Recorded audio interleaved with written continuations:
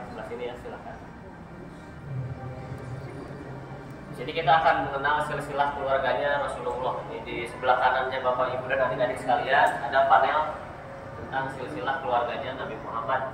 Dari mulai yang paling atas itu diagramnya, di atas itu ada kakek buyutnya Rasulullah namanya Qusay bin Kilab. Yang paling bawah ada cucunya namanya Hasan dan juga Husain. Nah, kalau di sebelah sini silsilah keluarganya, di sini ada silsilah kenabian, tapi berbekat kepada ibu susuannya yang bernama Halimatus Sa'diyah. Hingga usia 6 tahun, akhirnya Rasulullah menjadi anak yatim piatu karena ibundanya Siti Aminah itu wafat. Bergeser lagi sebelah sini, silakan Bapak Ibu. Ini adalah masa remajanya Nabi Muhammad. Jadi ketika sudah menjadi anak yatim piatu, Rasulullah ini ikut dengan pamannya, yaitu Abu Thalib. Ya, beliau ikut membantu ekonomi pamannya dengan cara menggembala hewan ternak dan juga berdagang. Dan Rasulullah ini ketika berdagang mendapatkan gelar Al-Amin atau orang kaya. Juga berdagang dari 12 tahun dan 25 tahun dalam aktivitas negara yang ada di Arab. Itu tugasnya benar juga ada kitab di mungkin sekali. Nah, cuman ini laki-laki di sini harus berat tanggung jawabnya. Ada mahar di sini. Boleh dilihat maharnya Rasulullah untuk Siti Hadijah itu 20 ekor unta dan 12,4 ons emas. Dulu Bapak Ibu ada yang segitu nggak waktu nikah? Enggak ada. Insya Allah, amin. Mudah-mudahan yang belum. Mudahan ya. Belum, yang udah mah. Jadi kalau dirupiahin ya sekarang itu sekitar 4 sampai 5 miliar itu maharnya. Nah ini di sebelah sini nih ada tempat tidurnya Rasulullah. Jadi bisa dilihat ya, walaupun Nabi Muhammad ini kaya raya, beliau itu tidak bermewah-mewahan. Ya tetap sederhana. Kaya raya itu harus aja. Tapi untuk beramal bukan untuk bermewah-mewahan. Iya benar-benar. Ya. Nah ini di sebelah sini ada rumah nih. Ya replika. Ini ada rumahnya Siti Khadijah dan Rasulullah di kota Mekah. Boleh mendekat aja nih.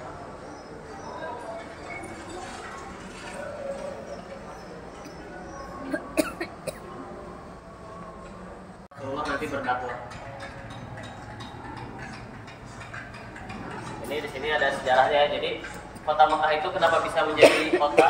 Karena ada sumber air yang tidak terbatas, yaitu sumur Zam-Zam. Sumur Zam-Zam itu ketika itu ditemukannya oleh Nabi Ismail dan juga ibunya, yaitu Siti Hajar. Dari situ berkembanglah pengurus kota Mekah. Akhirnya seperti kota Mekah yang bisa kita lihat sekarang. Nah, kalau ini di sini ada maket Masjidil Haram. Ini Masjidil Haram ketika masih zaman jahiliyah, Bapak Ibu sekalian. Ya, coba lihat di atasnya ada yang lebih hidup gitu ya. Ini masih zaman jahiliyah, jadi di sekitar Ka'bahnya itu bisa dilihat banyak sekali. Surat Ini Al-Alaq. adalah surat Al-Alaq ayatnya betul. Yang 1 sampai 5. Ini adalah ilustrasi ketika Rasulullah itu mendapatkan wahyu pertama, Bapak Ibu sekalian. Jadi ketika beliau di Gua Hiro itu bertahanus atau berdiam diri sendiri, akhirnya diturunkanlah atau disampaikanlah wahyu ini oleh malaikat Jibril. Cross, suruh membaca. Makanya kita masuk ke fase kedua ini, fase kota Mekah. Jadi kita akan melihat sejarah Rasulullah berdakwah di kota Mekah seperti apa. Boleh belok dulu ke kiri. Di sini ada fase dakwah yang pertama, namanya dakwah secara sembunyi-sembunyi.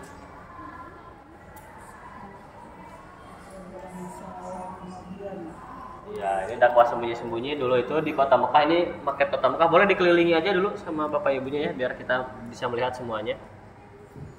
Jadi dulu di kota Mekah ini Rasulullah biasa berdakwah itu di balik-balik bukit ini supaya tidak ketahuan oleh orang-orang kafir Quraisy. Dia dakwahnya secara sembunyi-sembunyi selama 3 tahun ketika itu.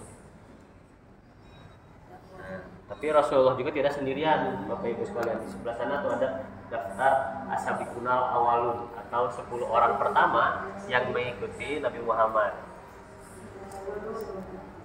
Ya, yang nomor 1-nya itu Siti Khadijah ya.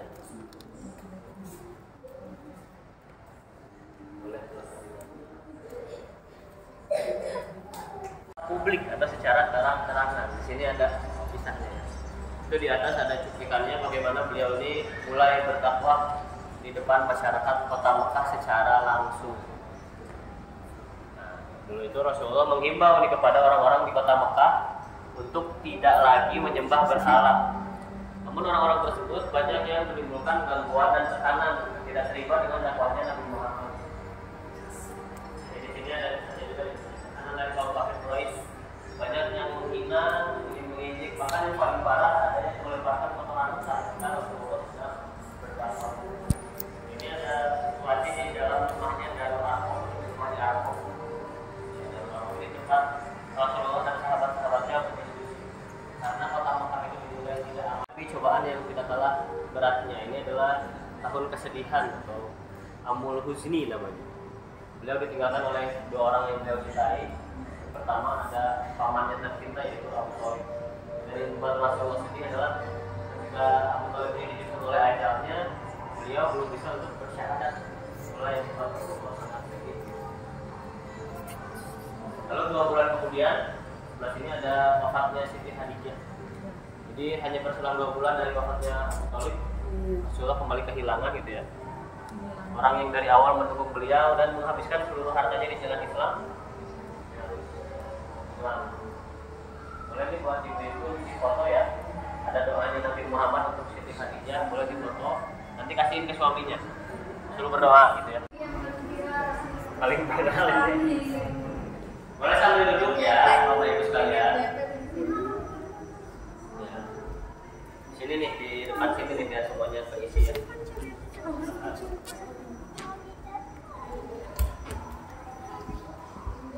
Yang di kanan kirinya diisi dulu ibu ya. Biar semuanya bisa melihat.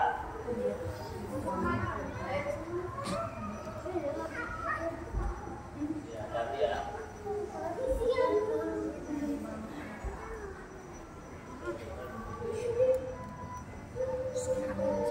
Baik Bapak Ibu sekalian, ini adalah tayangan Isra Mi'raj yang ada 3 dari Rasulullah selama penyelesaian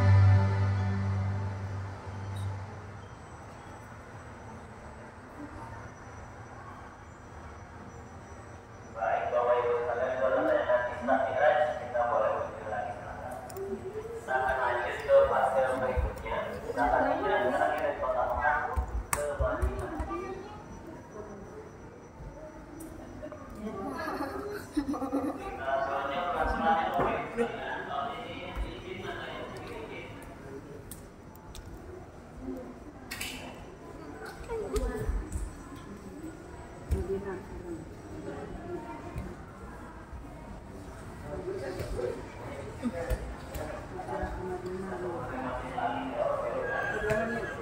lagi di Madinah nih ya. Madinah.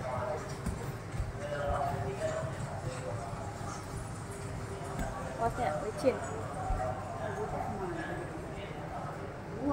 Iya. Copet. Astagfirullahaladzim. Oh, saya cian, Bu. Perfect. Iya. Hati. Makanya kata jamin ini kalau nggak aku pegang, komitan. Ini masih yang pertama. Namanya Ubah. Masuk ubah. jadi kita harus coba ini. Kurma. Ada tuh buah bunganya doang. Dengan sampainya di Madinah, beliau baru masjid. Nanti masjidnya sebenarnya masjid. Itu pohon apa? Pohon kurma saya. Ketika dibangun, Bapak Ibu sekalian, masjid itu kiblatnya belum ke kota Mekah, melainkan masih ke Al-Aqsa atau Yerusalem, Palestina. Kita berjalannya ke sebelah sini dulu, silakan. Nanti akan berputar lalu masuk lewat ke sebelah sana untuk area awal-awalnya. Jadi di sini sebelah sampingnya kepemimpinannya Rasulullah kota Madinah. Kita sampai di Madinah, mempersaudarakan kaum muhajirin Ansor. Juga membuat salah satu undang-undang tertua di dunia namanya Piagam Madinah. Barangkali yang mau kurma deh. Kita duduk ke sini ya, nanti masuk lalu.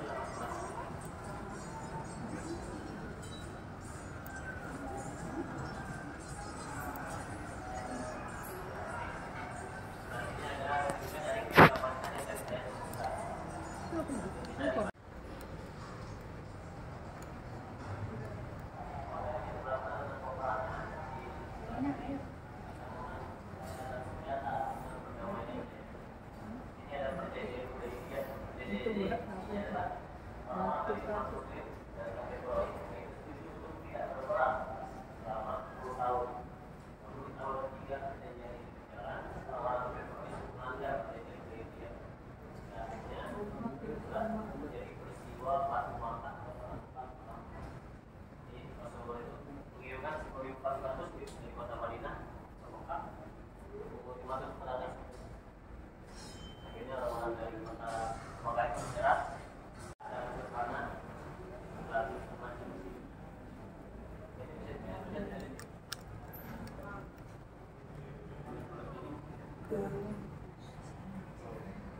Lepas.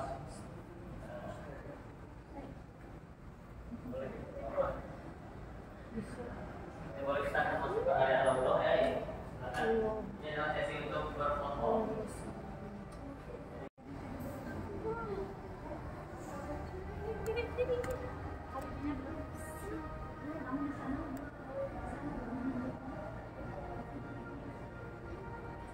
Sampai ini.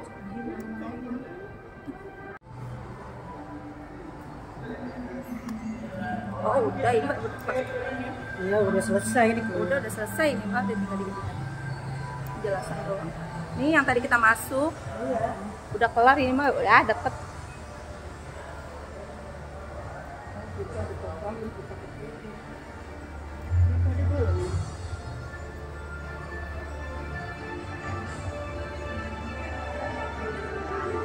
Enggak, tadi kita di situ.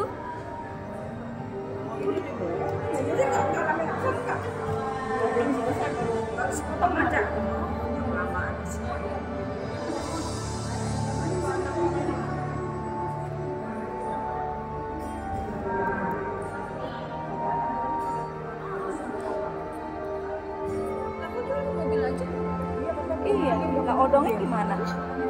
Odongnya?